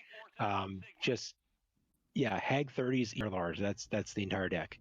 Interesting. Yeah, right. Very similar on this side actually. So this will be a bit tradey, I think. But yeah, interesting about those AMS. They had those on Chrism too. So they are expecting lerms from Equilibrium, and they are not getting it. So that is wasted tonnage right there. Yeah, playing it safe. Not that they would know, but hindsight. They're not giving up a lot for it, but it is a percentage. Yeah. If that even, but it is a little bit of something. And it's on multiple mechs, so it's probably picking up at least 5 or 6 tons across. There's 3 or 4 AMS across their entire drop deck here, so yeah. All right, let's see what's happening here. So we've got one mech heading off to Kappa for Equilibrium, and looks like probably got run off, or who is that over here? I'm going the wrong way. Or is playing it careful. That might be Stimrog playing it careful. Stimrog with the Plations plays here. That is Stimrog playing it careful. We've got some Overwatch over there. Avins moving into Occupy Kappa, giving them the 3 lead. Now, that being said, GRAM taking over Theta. They took Theta and they ditched it real hard. So GRAM's just going to take it for almost free, completely free. Hard to tell. A little bit of incoming fire. Somebody had maybe a Pop-Tart angle with ER large. Yeah. Not enough. So GRM's going to take it, and that's immediately going to switch back to EQ. So Equilibrium has less range as they're bringing a couple mechs with heavy large. This Arctic Wolf with the SRMs and the heavy large definitely has a range disadvantage to some of the mechs on the side of Avins, but I don't know if that means that they're going to get aggressive. And right now they've got the cap advantage, so there's no need to. Yeah, and I mean, it might help to hold or to, skirmish against any lights that would decide to take the caps. But Theta actually not flipping. Theta just getting decapped, and Salith going in there to turn it back for Abins and put the pressure on EQ to do something. The Spider's got a cap excel, right? The 5V? I can't remember which Spiders do and don't. But the V does. Yeah. That one's got like 50% cap excel, I think, unless they buffed it. Yeah, so that could end up mattering on a map this big with both teams deciding to play fairly stationary far. That X, it's also got a cooldown, so that X pulse fires ridiculously fast. So that's not a mech to be discounted. No, it's definitely combat capable as well, but it does have that cap quirk. So here comes Equilibrium. They are starting to get aggressive. You see them sort of coalescing towards the north side of the map here. They're wrapping around, getting that flank going. And I think Avon sees them and is pulling back. But they're getting we've seen this move from Equilibrium in the past. It's been very successful in other occasions, but there isn't much for them to get at the range that they're looking at here. Yeah, the assaults are maybe positioned a little bit further back in favor of for Avins. Yeah, it looks like they're making a little bit of a turn going through Theta instead, trying to pick this other flank where the what do we got? Shadowcat and Sunspider are. They're going to go for Theta. But there's a lot of Overwatch looking onto Theta right now. Yep. Seems like Stim got caught here. If you want to take a look at the edge of the map. Oh my God, you're not kidding. I'll go take a look at that. We've got Train head to the center, but we've got Salith and Bowser coming after Stim. I've never seen this part of the map used except for getting dropped off. Good Lord, it is Saber versus Saber. A little fencing match on the corner of the map here as Stimrog just runs for his life from Bowser. I mean, this can decide the game, and Stimrog's probably calling that he has 2 mechs on him, and EQ might be looking to make a move now in the center. GRAM's playing aggressive on Tios' Sunspider, but GRAM's also taking return fire. It has no support with them. Yeah, we'll keep an eye on the paper dog on Stimrog here as he comes under that X-Pulse Fire. Takes a minute, and Abins, it looks like they're returning to the fight. Theta's They being have flipped. been occupied It's for long enough. Equilibrium gaining a 3 cap. Never mind. While Salith Stimrog's being chased. holding Stimrog off. All right, hang on. I'm going to try to get a wider view here because we've cooled off on the edge of the map, but I don't want to get too far from it. Let's see here. Bowser going to come and find Chicken Man's back.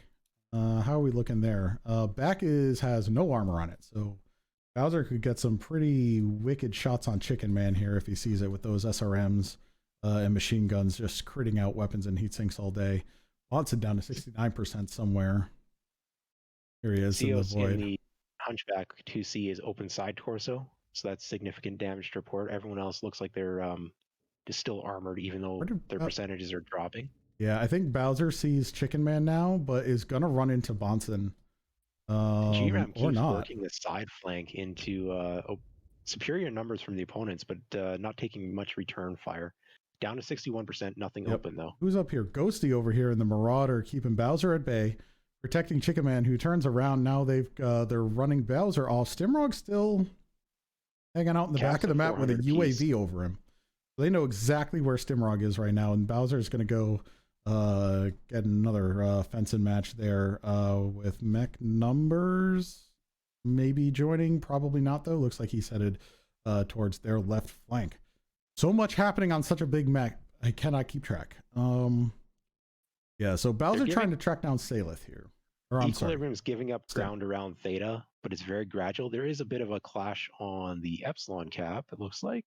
Yep. Looks like Epsi's going to fight. So notably, caps are pretty close here. EQ with a slight advantage, like what, 20, 30 points at this point somewhere in. And here's our saber fight. Stimrog gets half CT. Bowser's just taking him to task.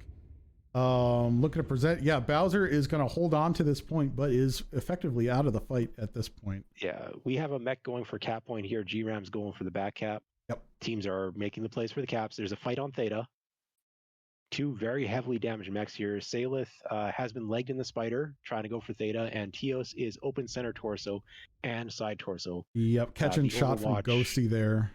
Teos is Overwatch is very strong on Theta right now. Yep, and they've got some good crossfires going on here too. Salith goes down the spider. Yep. Here's Nyan and Scout Derek in a little fight here. Supernova versus the Shadow Cat. Equilibrium right now. Yep. Teos needs to make the play for Theta, but they're already open center torso. Yeah, but oh man, so close. Chicken Man going down as well. That's gonna start to tip things. Looking at Equilibrium's mechs. Here's the push. Lizzie, Chimera, both dropping down. They're gonna push for Theta. Teos too fragile to step on the cap. Teos goes down. I think Polycat is also real roughed up as well. Magic Pain Glove has been dropped on by Mech Warrior Numbers in the Marauder 2C. Still has both legs. Leg is open though, now legged. So Magic Pain Glove cannot get out of this fight. Yeah. Caps are at 650 to 550, and it's a 4 cap situation. Yeah, this one's gonna go Equilibrium. 2 mechs on Epsi. Yeah. And that's a legged Bowser versus well, it looks like the Hellfire's taking significant damage. Center torso open, both legs are still attached though. And that'll decide it. Yeah, that's going to flip that to essentially a 5 cap at this point. This goes on caps and not kills yet again. Neander is fighting to secure a cap here. Their Supernova is halved. Scout Derek's running out of there with a very heavily wounded Shadow Cat trying to circle around for cap point. Yep, and we got Ghosty and Zeos over here on Gamma. Here. So Zeos halved. Ghosty one touch from the rear, and it comes down to caps. EQ eking out the 5 cap at the very end there. Look at that, those red scores across the top. Yeah, that is heavily damaged mechs on both sides for the most part. But the cap points determined it. Cap points determined. It was an absolutely amazing set of matches, and the last match was also exceptional. That was fantastic. Yeah.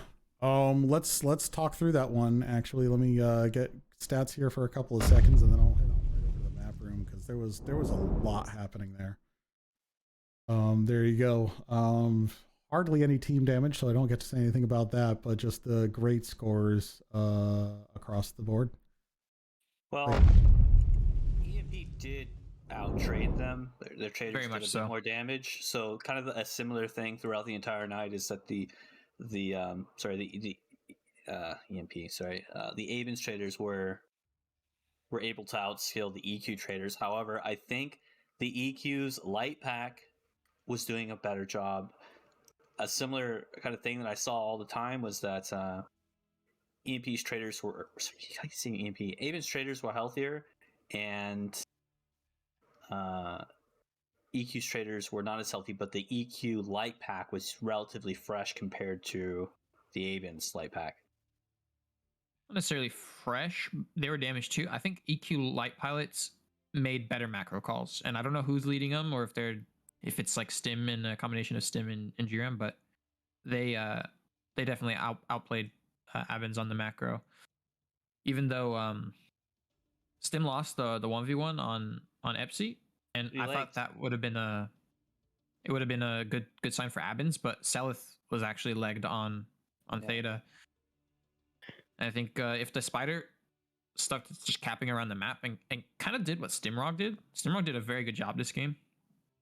If the Spider kind of did something similar, I think it could have gone differently. It was very, very involved with the light mech macro is what decided this game. Yeah, so absolutely agree. Map room up now. I don't know if we want to make use of that or not. Just gonna throw some arrows on, or I'm just wrong color.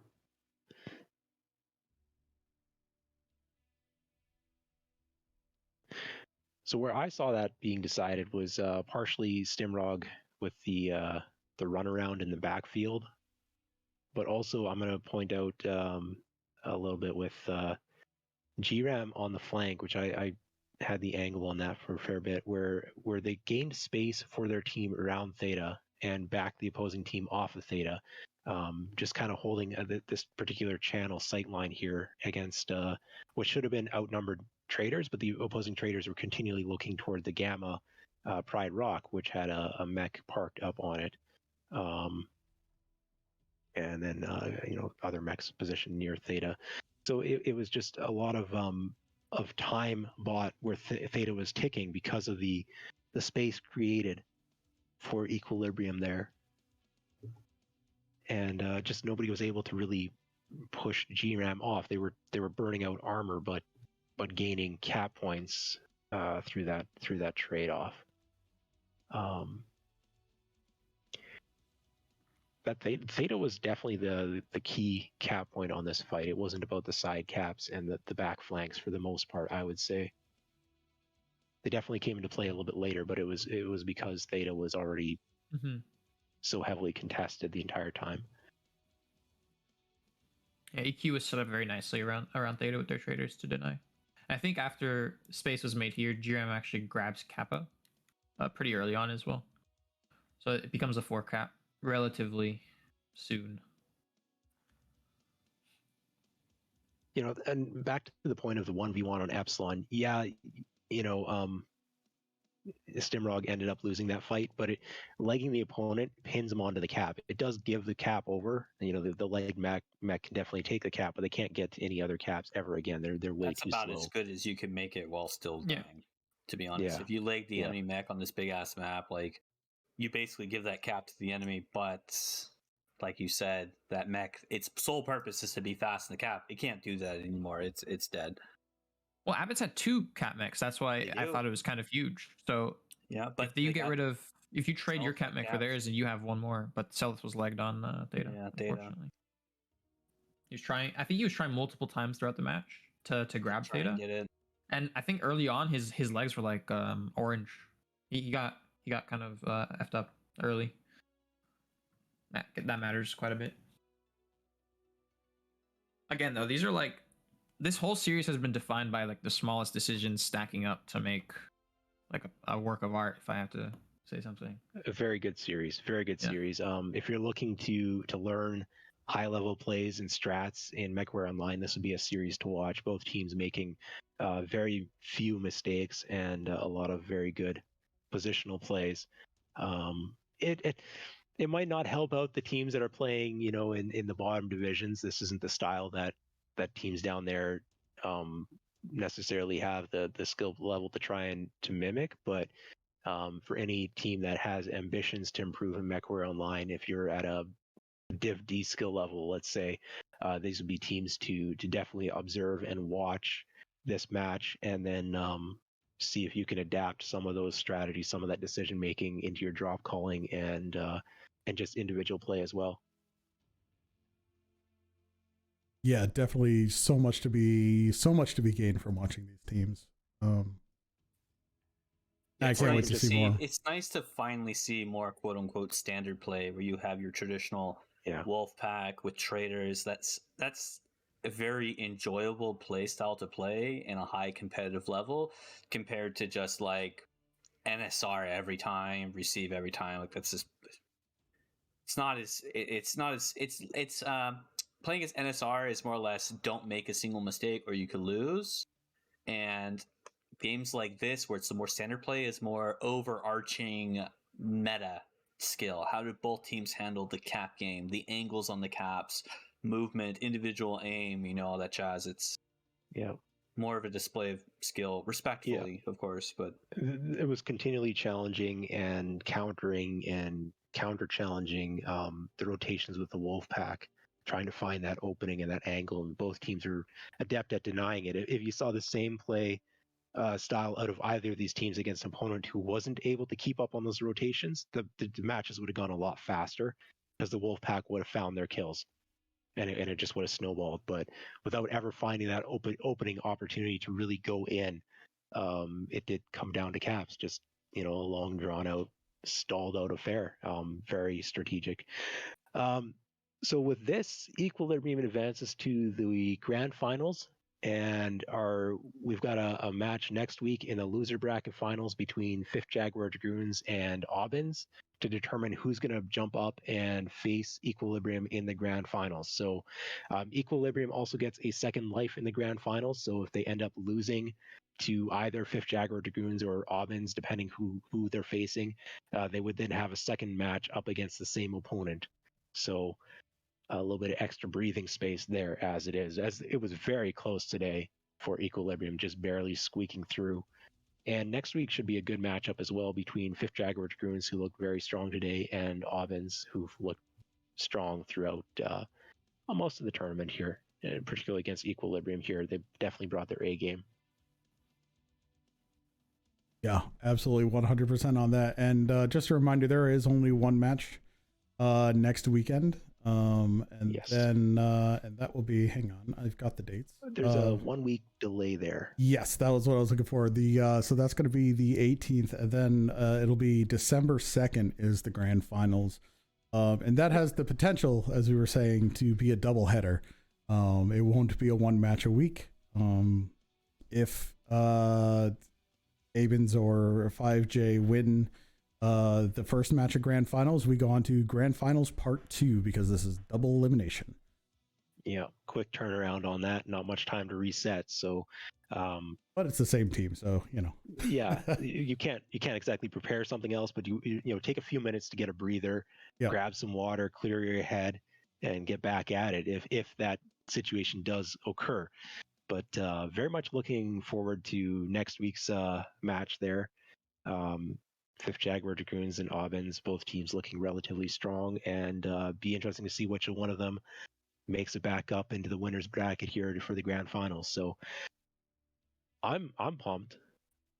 Heck yeah, I am very looking forward to that. But we cannot come back if we don't leave. So that is going to wrap our stream. Thank you, Django, for debuting your meta panelist position here. And Thank you Bacon, for having me. That was really fun. Heck yeah. Loved both of your commentaries. Sorry to get that in there. Bacon, thank you as well for stopping by. Always good to have you. All right. And with me has been Therax on MWO Leagues 2. Yep, covering that alternate angle. So trying to cover the fights that Ivor's not focused on. Yeah, sometimes we're together, sometimes we're not. It's probably better if we're not. But yeah, go check it out, especially on the replays if you want to do link some of those up, get two perspectives. Great way to review these matches, I would think. But thank you everyone for stopping by. A very lively chat as we go through. And we'll see you next week with that losers bracket finals match. And have a great night, everyone. Yep. Signing off. Let's play this game. I need another heavy. I've got TB and a quick draw. I want to get fairly tight to it. Now, anybody who's going to be working range, I'm going to need you to fade right on this. And when anybody's running short, we're going to stay towards the top of the caldera if we're going to come out. I have you in the Griff. Griffin. Sounds good. Well, that's the thing. We got to get to brawling range, so I may be moving us, right up to the hoop if we have to. Wolverine nach Charlie 4. It's fine, chill the out, man. It's fine. It's just a 5-star. Komm, Leute, redet miteinander. 15 seconds. Yeah, exactly. Don't die. Guys, 15 seconds, don't die. guys. 3, 2, 1. Charlie Dar, CT, yellow. Okay, go to Charlie, so we can go There. To your left is there. Acceleration. So, jetzt gleich hinter die Indie-Pocken. Mediums be prepared to pull back E40 towards the E5 border. On my mark. Left side, come on! Like now, I need strikes on OP barrels. Wire our strikes up. Die Hauptgruppe rechts, Uferlinie. They have 3 mechs sitting on the left side. When you pass over. Overheating is bad. Both legs on the Griffin. Get the Griffin. Oh yeah. Sorry about that. That was such a That's alright. I'm gonna spawn Lance you guys in Charlie, Lance you guys in Bravo. That's B2C1. This third drop is 2 lights, 2 mediums, 2 heavies, 2 assaults. Jetzt in die Breite ziehen, zieht euch in die Breite. Lights, watch our backs. We're gonna about face and take up position in Bravo 6. Ja, kurze Aufschaltung, Delta 4, 3 Stück, 2 Mediums, ein Light, wenn ich das richtig gesehen habe. Make a firing line. C4 Tactical Hill, boys. Fox. Laufen unter ECM, hab 2 durchlaufen, 10 Bravo 4. And get ready to hit people coming from our right. Charlie on the left, Charlie Hellbringer on the left. Okay, let's group up towards the left. We're gonna press through Bravo 3 to Bravo 4. I think they're kind of spread out. Check yourselves, make sure you've got, UAV cool shot. Hey, here they come. They're pushing hard, guys. Deco. Tez on. Whoa, got a contact here, Bravo 3. Nice, Marshall. I'm on Delta Griffin. We'll get cross it then. Get in their face. They got a Highlander, they just pushed up on Theta. We need help on Theta. Up on Theta. Yep, that's the noise. Go. Let's finish this. Full pressure, guys, full pressure. They're down low. They're down low in Charlie 3. Get the fucking arm, Jackson. Jackson, cool shot. Golf. I got him. Go, Vitric, go. Echo, go. Get over on your mediums, guys. Get Echo Stormcrow. God, I suck as a pilot, but thank I packed my skill. I'm sorry that you died, sweet girls, but we will send a reasonably nice letter to your family.